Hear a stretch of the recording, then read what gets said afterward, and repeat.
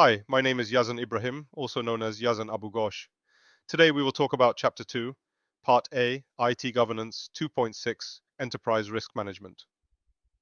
In today's fast-paced and digital-first world, businesses face an ever-evolving landscape of challenges and uncertainties.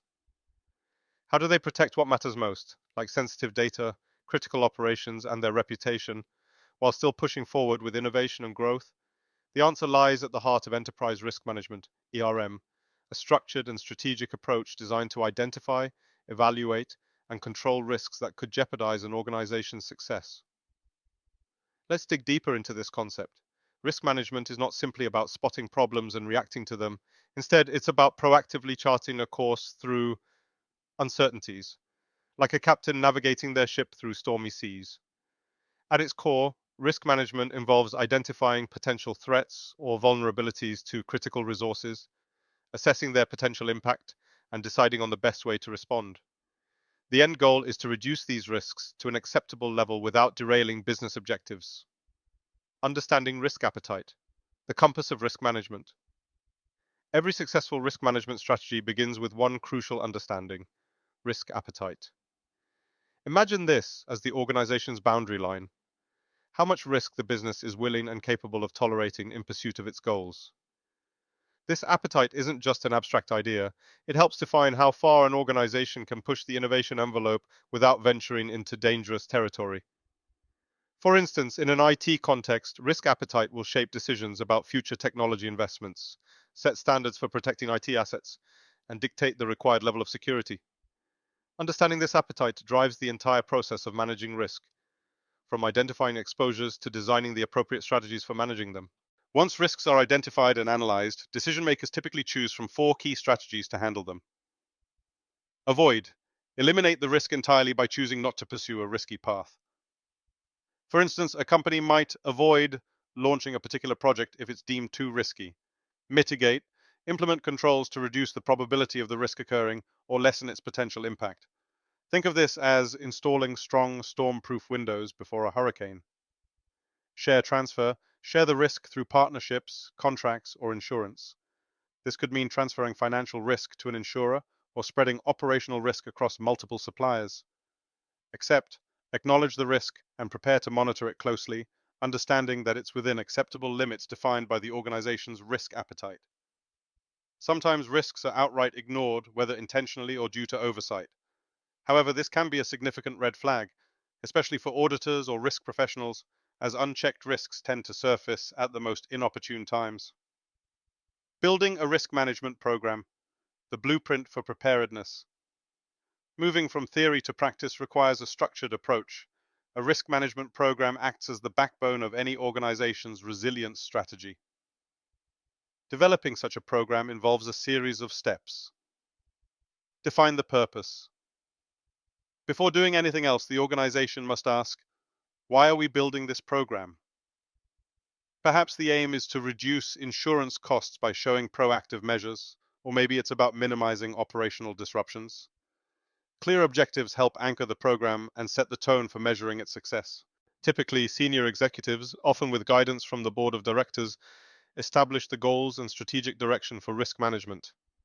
This ensures alignment between the program and broader business objectives.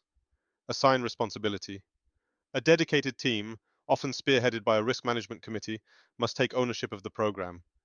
But successful risk management can't happen in silos. Every layer of the organization has a role. Executives set priorities, line managers implement strategies, and operations staff monitor risks in real time. Collaboration is key to identifying risks and crafting appropriate strategies to tackle them. The risk management process, a step-by-step guide to consistently and effectively manage risks. Organizations must adopt a repeatable process. Let's break down the steps involved in enterprise-wide risk management. Step 1. Asset identification. What exactly is at risk? This first step is all about defining and categorizing an organization's resources or assets that may require protection. These include tangible items like hardware, software, and facilities, but also intangible ones, such as goodwill, reputation, and intellectual property. Take data, for example. Confidential customer information stored in IT systems can be vulnerable to breaches if not adequately protected. Or think of a company's physical assets. buildings, inventory, or even its staff and internal expertise. Step 2. Evaluate threats and vulnerabilities. Once assets are identified, the next task is to assess what kind of threats might endanger them and how vulnerable those assets are to these threats. For example, human threats, hackers, fraudsters, or even negligent employees. Environmental threats, natural disasters like earthquakes, hurricanes, or floods. Technical threats, software bugs, cyber attacks, or outdated systems. Whether it's a cybercriminal looking to exploit weak passwords or a thunderstorm flooding an on-premise server room, each type of threat must be evaluated alongside vulnerabilities. Vulnerabilities can be as simple as a lack of security awareness among users or unpatched software, leaving an open door for malicious actors. Step 3. Measure the impact. Next comes assessing the potential consequences or impact of a threat successfully exploiting a vulnerability. Impacts can range from financial costs like fines for data breaches or lost profits to long-term damage to reputation or customer trust. Think of a cyber attack. The immediate cost might be the ransom paid to recover systems, but the indirect effects, such as losing customer loyalty or failing regulatory audits, can be far more devastating. Step 4. Calculate risk. With threats, vulnerabilities, and impacts understood, it's time to determine the overall level of risk. This is typically done using a simple formula: risk equal sign, likelihood, impact. For instance, if a vulnerability, like lack of encryption, meets a credible threat, like cyber criminals targeting credit card data, and the potential impact is a severe legal penalty, then that risk should rank high on the organization's priority list. Step 5. Evaluate and respond. Finally, decide what to do about the risk. This involves evaluating existing controls, such as firewalls, training programs, or backup systems, and determining if they are sufficient or need to be strengthened. If gaps are found, new measures may need to be implemented to bring residual risk, the leftover risk after controls are in place, within the organization's tolerance. The bigger picture: risk management at multiple levels. Enterprise risk management isn't just a one-size-fits-all solution. It operates across multiple layers, each requiring different priorities and approaches. Operational level, focused on day-to-day risks like system outages or supply chain disruptions. Project level, managing risks related to delivering something new, such as launching a product or upgrading critical IT infrastructure. Strategic level, big picture risks that could affect the organization's future, like technological disruption, geopolitical events, or shifts in market dynamics. These levels don't exist in isolation. A single risk event, like the failure of a critical IT system, can cascade across operational, project, and strategic levels simultaneously, requiring a coordinated response. Risk analysis. Methods. Tools for the journey. Organizations use various methods to analyze risks, depending on their needs and capabilities. Qualitative analysis. Simple, descriptive metrics like high, medium, or low. Ideal for smaller, less complex risks. Semi-quantitative analysis. Combining descriptive terms with numeric values for greater precision. Quantitative analysis. Hard numbers and statistical models, such as calculating potential monetary losses from a specific risk event.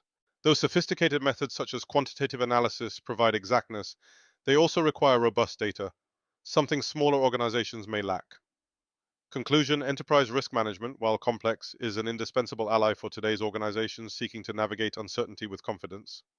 It's not just about preventing losses, it's about enabling growth, fostering innovation, and building long-term resilience. By aligning risk management processes with business objectives and employing the right tools and strategies, organizations can transform risk from a challenge into a competitive advantage. Thank you for watching, and as always, continue learning.